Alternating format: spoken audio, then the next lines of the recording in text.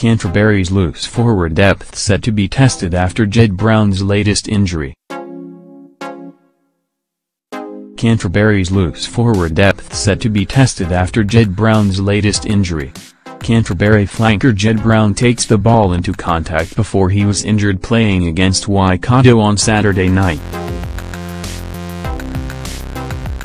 It seems one season without a serious injury is too much to ask for Canterbury flanker Jed Brown. The 26-year-old's Mitre 10 Cup season is almost certainly over, after he had to be helped from the field during Canterbury's successful 37-17 Ranfurly Shield defence against Waikato in Christchurch on Saturday night. Canterbury coach Glenn Delaney could not be reached to clarify Brown's status on Sunday, while a team spokeswoman indicated the medical team would update her on Monday morning. Jed Brown, pictured after injuring his right knee in 2014, has had a horror run of injuries. But seeing Brown, who went down clutching his left leg in an on-contact fall in the 26th minute, in obvious pain and unable to put any weight on his injured leg, did not paint a pretty picture. Due to Brown being taken to hospital before the match ended, Delaney couldn't offer media details post-match. Jed Brown, pictured leaving the field after taking a blow during the Crusaders' Round 4 win against the Blues earlier this season. It didn't look great at all. Well, just follow due process and not jump to anything before we know, but no, it's not a great sight when you get a guy going off the pitch like that, Delaney said. Regardless, it's the latest in a string of injuries for Brown, whose wretched run started when he strained medial collateral ligaments, MCL, in his right knee playing for Canterbury in 2014.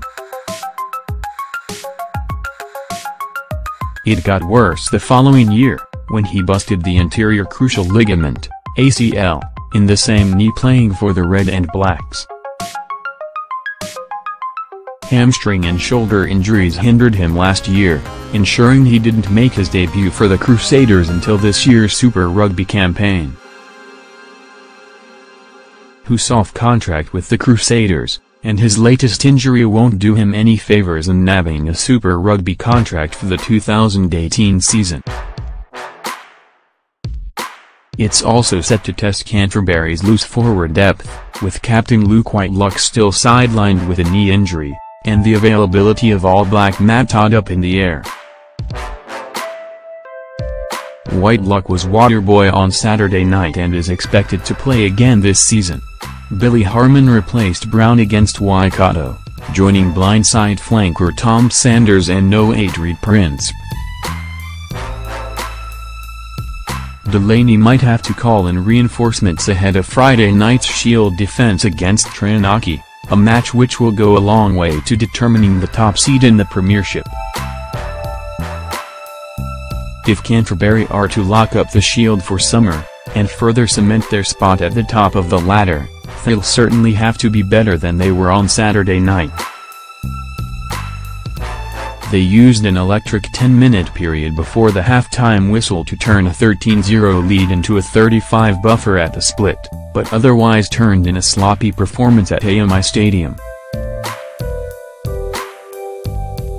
That's the last thing Delaney wants to see ahead of their final Shield defense this year, and with the business end of the competition looming.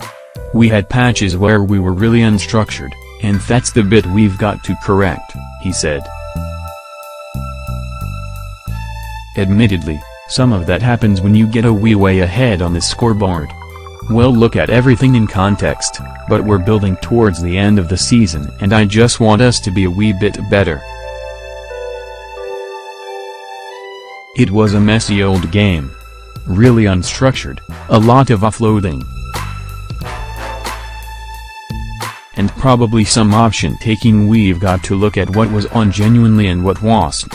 I think probably we overcomplicated it a little bit on both sides of the ball.